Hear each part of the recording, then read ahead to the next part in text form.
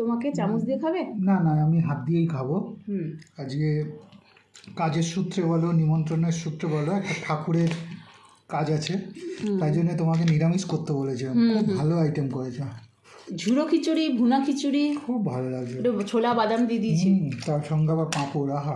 ছোলা বাদাম দেওয়ার কারণ আছে, ভেজানো ছিল ছোলাটা, বুঝলে? হ্যাঁ, আলাদা করে ভেজানি, হঠাৎ মনে হলো আরে দিয়ে দিই। একটু লেবু দিলাম। হ্যাঁ, লেবু ছিল তো, পাতি লেবু দিয়েছি। টেস্ট হয়েছে গো? এই মাখলাম, এই খাচ্ছি। রান্নাটা ভালো হয়েছে?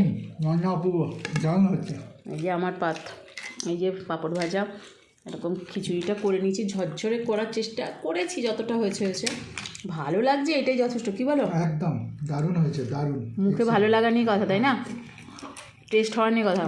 এই জিনিস না এমনি খাওয়া যায়, পাঁপড়ও না হলে হয়ে যেত। দারুণ, খুব সে হতো না, আমি একটু পাঁপড় আমি ভাজিনি তো, একটু রোস্টেড। হ্যাঁ, খুব সুন্দর করেছে, ভালো বুদ্ধি করেছে আজকে। এই যে রোস্টেড পাঁপড়। চলো তাহলে খাওয়াটা কমপ্লিট করি।